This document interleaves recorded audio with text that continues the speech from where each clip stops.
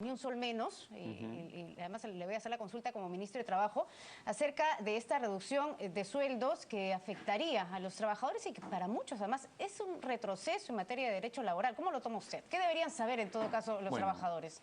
En principio los trabajadores deberían tomar en cuenta que si bien es cierto este fallo de la Corte Suprema no es vinculante ni genera jurisprudencia, sí se constituye en un referente. Es decir, como es discrecional, cualquier juez podría fallar en el mismo sentido porque ya existe una referencia, de allí el peligro. En segundo lugar, ya hay leyes que datan, una ley que data del año 1941, en la cual se plantea de que se puede reducir el sueldo siempre y cuando estés en una situación de crisis económica y de manera consensuada. Ahora, en ese argumento se basa la Corte Suprema, pero el problema está, ¿qué significa estar en crisis? ¿Quién es el árbitro? ¿De qué manera se puede llegar a determinar que una empresa está pasando por un mal momento? Y lo negativo en este caso es de que se trata de una forma unilateral de reducir el sueldo a una persona. Le hago la consulta, que la empresa se declare en crisis es lo mismo que se declare en quiebra, por ejemplo. No, es una situación, mientras la crisis puede ser una situación superable, la quiebra ya es determinante, es decir, ya entra en otro proceso. Claro, entonces, ahí el problema es que el juez se convierte en un actor que debería estar normado bajo un esquema legal. Por eso es que acá se tiene que desarrollar una ley en el Congreso para precisar los alcances de esta nueva forma y no creo que prospere, dicho sea de paso, porque no se puede empezar a generar una serie de casuística laboral sobre la base de un fallo judicial. La ley vigente en estos momentos es la de 1941 y esa ley indica que tiene que ser consensuado, no unilateral, y por lo tanto tiene que estar inmersa la empresa en un esquema de deterioro económico. Ahora, entonces, eso es lo vigente y no hay nada nuevo en ese sentido. Si se quiere pasar a lo que ha planteado la Corte Suprema, pues tendría que desarrollarse una ley. Ahora, usted ve en la misma línea de opinión de quienes señalan que este fallo va en retroceso a lo que se ha logrado en materia laboral, en derecho en materia laboral. Por supuesto, es una de las conquistas laborales el hecho de que una persona tenga como un intangible su sueldo, es uno de los principales derechos laborales. Yo creo que el ministro Alfonso Grados, que es una persona que conoce muy bien el tema y que está haciendo una buena labor, va a tomar en cuenta esto para, en conjunto con el Parlamento o de motu propio, hacer las precisiones del caso en lo que se refiere o a un nuevo proyecto de ley que esté sustentado en el Consejo Nacional del Trabajo o a dar tranquilidad a la opinión pública, porque yo podría adelantar algo, ¿no? No hay por qué preocuparse, pero siempre existe el peligro marginal que en casos particulares se tome como referencia este fallo. Entonces, como ya se generó el hecho y genera la referencia para otros jueces, podría venir un encadenamiento de procesos en los cuales se falle en favor de la empresa y en perjuicio del trabajador. El sueldo es un intangible, es el principal de los derechos laborales. ¿Por qué todavía no ha ocurrido un pronunciamiento por parte del gobierno con respecto a este fallo que ya se conoce desde ayer, tanto así que ya se ha generado incluso hasta una convocatoria de marcha y hasta una etiqueta, ¿verdad? Bien lo ha señalado usted, se necesita tranquilidad porque con este tipo de medidas pues sí que el trabajador se siente desprotegido. Tengo entendido, yo he estado lamentablemente en otro evento político, hoy día en la mañana temprano, tengo entendido que el ministro ya se pronunció, pero en todo caso yo creo que dará mayores precisiones y generará un mayor alcance a sus declaraciones en el transcurso del día para darle tranquilidad a la masa laboral. Pero sí se puede precisar lo siguiente, hay una ley que data del 41 que plantea lo siguiente, tiene que ser consensuado y estar en un entorno de deterioro económico, eso no ha cambiado.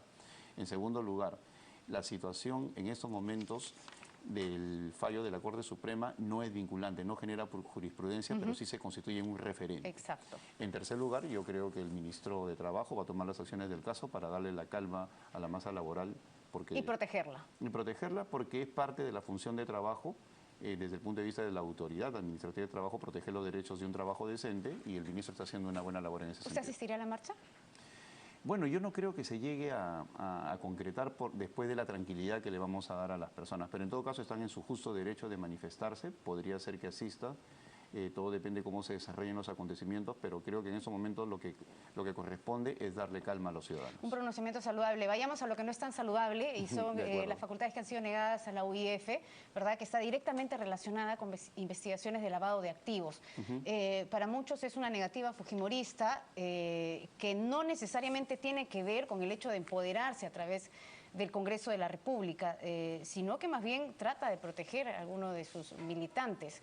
No solamente eso, va también en contraposición de lo que ya declaraba Keiko Fujimori en su campaña, ¿verdad? Claro. Ella mencionó en una en un conversatorio anticorrupción que sí se le iban a brindar estas facultades, en aras además de ser mucho más transparentes y de abrir las investigaciones a los casos de lavado de activos y de corrupción. ¿Qué ha pasado? Claro. ¿Cómo lo tomó usted? Lo primero es una especulación que se origina en el comportamiento de la bancada, ¿no? Que hace que la opinión pública piense eso, ¿no? Que están protegiendo a alguien. Y yo creo que desde ese punto de vista ya es un costo político. Lo segundo es una incoherencia. Efectivamente, en la campaña ellos plantearon que le iban a dar mayores facultades, fortalecer la unidad de inteligencia financiera para que de esa manera pueda emprender una lucha verdadera contra el flagelo del lavado de activos, el narcotráfico, el crimen organizado, la extorsión y todos aquellos delincuentes que con una fortuna ilícita la pueden lavar y la unidad de inteligencia financiera no tiene los medios a partir del levantamiento bancario y tributario para poder detectarlos. Entonces, ahí hay una incoherencia que a mí me ha sorprendido. Cuando nosotros presentamos eso, en verdad yo pensé que el fujimorismo iba a darnos el apoyo. Era parte de un plan de gobierno, es decir, ahora están yendo ellos mismos en contra de lo que estaban planteando. Pero hay voces sensatas que están indicando que podrían cambiar en el transcurso de los próximos días. Bueno, no es la de Luis Galarreta. No, pero yo he tenido oportunidad de hablar con otros congresistas en el sentido siguiente. Lo que hay es un informe. Ese informe es un insumo para la Comisión de Constitución. La Comisión de Constitución va a tener que elaborar un dictamen que se va a discutir en el Pleno el 29. Por lo tanto, hay un plazo de días en el cual, obviamente, yo creo que ellos van a reflexionar y van a darse cuenta que no pueden ponerse a todo el Perú en contra, porque el Perú está pidiendo que haya medidas concretas de lucha contra la corrupción, específicamente en el tema del lavado de activos. Bueno, no solamente es un gesto político, ¿no?, sino es una responsabilidad del Congreso. Claro, y el Perú es el único país que tiene una legislación muy débil en materia de lucha contra la corrupción en términos de lavado de activos. Inclusive la Comisión Nacional de Bienes Incautados no tiene los mecanismos formales, legales, como para proceder a la incautación de bienes. Entonces este es un tema que aún hay que desarrollar mucho y obviamente el gobierno espera la colaboración del fujimorismo en eso. Bueno, además se hablaba acerca de cifras, ¿verdad? La Procuraduría, por ejemplo, informaba que más del 70% del dinero que se lava en el Perú pasa en algún momento por el sistema financiero. La Unidad de Inteligencia Financiera identificó que esa cifra había superado los 1.600 millones, por lo menos el año pasado. Eso es triste y vergonzoso, ¿no? Triste porque permitimos que el dinero se limpie y vergonzoso porque sabiendo del problema no le damos la fuerza legal para que la Unidad de Inteligencia Financiera que tiene en Sergio Espinosa a una persona que conoce del tema, tengan los mecanismos legales como para poder trabajar en esto. Entonces yo creo que el factor de reacción a partir de la crítica que viene de la opinión pública, de los medios, de los políticos, va a hacer que el fujimorismo reflexione y vea el hecho de cambiar su posición en las próximas horas. Y retrocede en esa intención. Más que retroceder, que reflexione, ¿no? Porque es indiscutible que ellos tienen una mayoría en el Congreso y es lógico que puedan plantear una posición inicial de fuerza, pero como consecuencia del debate pueden darse cuenta que es necesario cambiar de rumbo. Ahora, ¿usted no ve en esa línea de opinión de quienes especulan que efectivamente están protegiendo un nombre y apellido en la militancia, en la participación, además, del fujimorismo? Eso sería suicida. Sería suicida para el fujimorismo, claro, pero se lo voy a relacionar además con lo que ha ocurrido en los últimos días con la renuncia de Jenny Vilcatoma. Fue prácticamente mostrada como el rostro garante de la lucha contra la corrupción. Ella presentaba un proyecto que también era parte del plan de gobierno para hacer mucho más autónomas e independientes las procuradurías.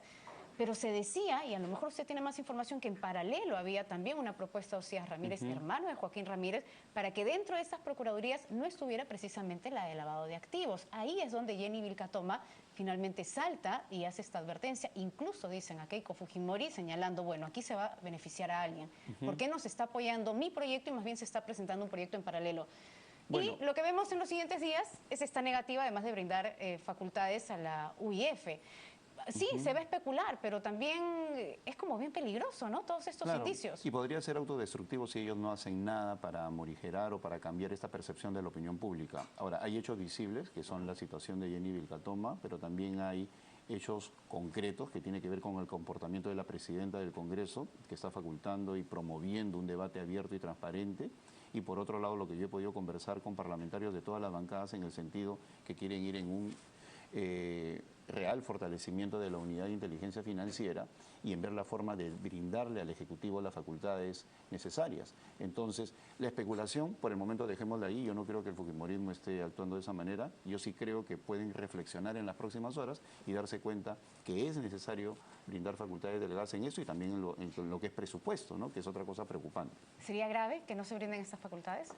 Sobre todo porque permitiríamos que se sigan consolidando fortunas que tienen un origen ilícito y sobre todo lavándose, perjudicando la buena marcha de la economía y fomentando una informalidad que es el gran cáncer que tiene el Perú, ¿no? Pero no solamente eso, también quienes están financiando, por ejemplo, partidos políticos, ¿verdad? Claro, por eso... Dinero vinculado al terrorismo, vinculado finalmente al financiamiento de partidos políticos y finalmente pagando favores a los mismos. Un círculo vicioso. De acuerdo, Karina, lo que tú has señalado es correcto. Nosotros estamos planteando en la Delegación de Facultades que la UIF, la Unidad de Inteligencia Financiera, le brinde información también al Jurado Nacional de Elecciones y a la OMPE.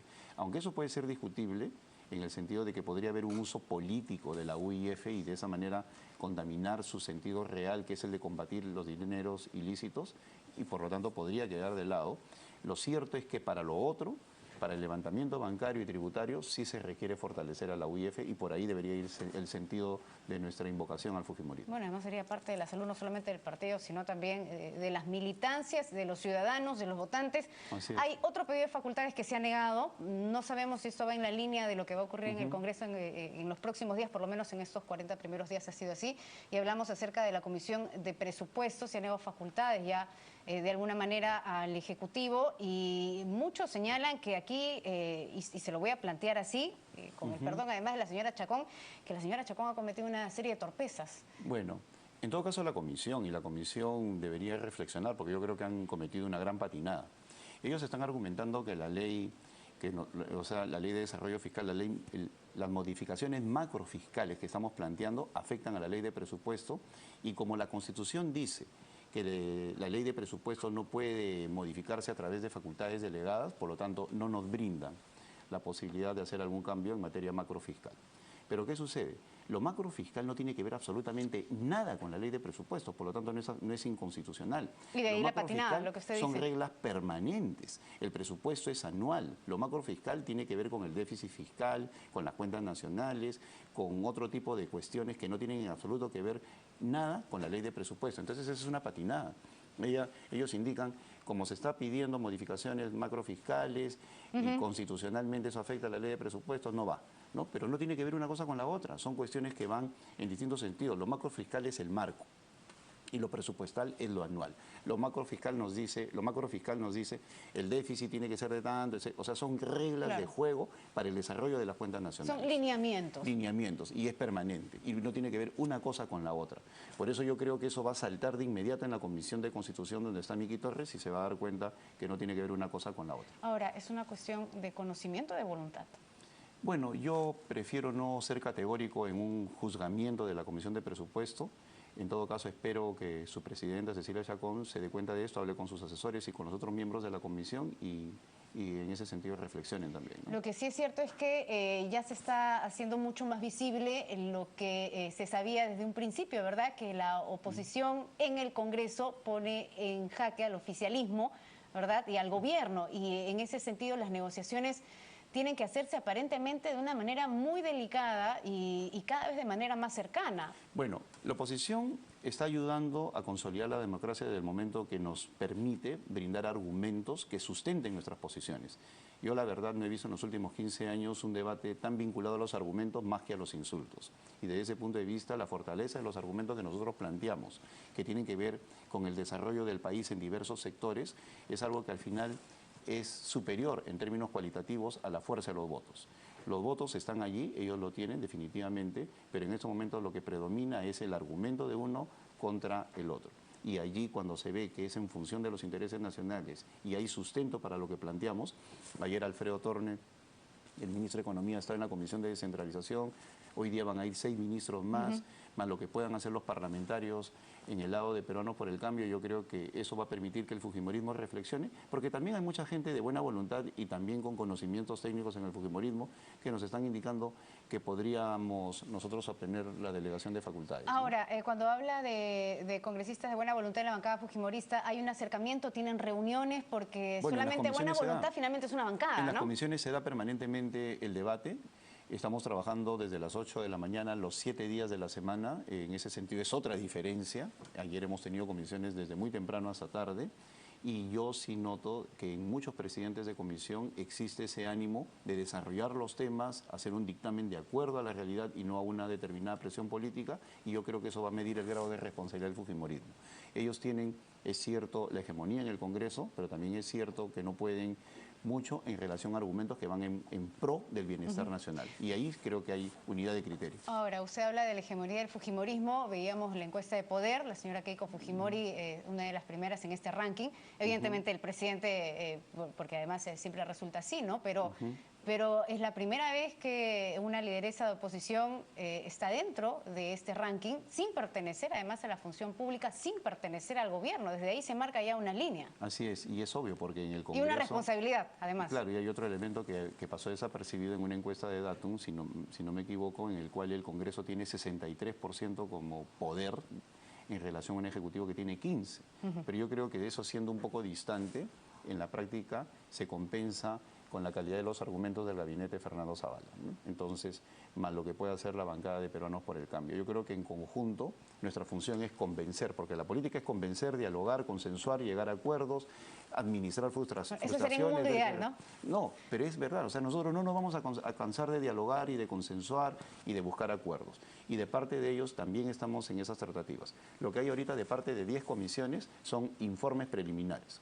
Esos informes se convierten en insumos para la Comisión de Constitución, que el día martes va a emitir un dictamen y eso va al Pleno y el 29 se discute. De acá al 29 yo creo que hay el plazo suficiente como para que el fujimorismo se dé cuenta que la UIF es importante para el país. Vital. Que han cometido un error en la Comisión de Presupuesto, porque estamos hablando de modificaciones en lo macro fiscal y no en el presupuesto, y por lo tanto no es inconstitucional pedir delegación de facultades, y en otros elementos que verdaderamente van a facilitar el desarrollo del país. ¿La aprobación de PPK es todavía, como dicen muchos partes, una luna de miel o es que ya se están viendo resultados? Bueno, yo creo que la opinión pública está viendo un presidente con objetivos claros y un gabinete y un Congreso que están trabajando activamente en ello, ¿no? Bueno, muchísimas gracias, señor Karina. Cheput, por habernos acompañado el día de hoy. Me voy a quedar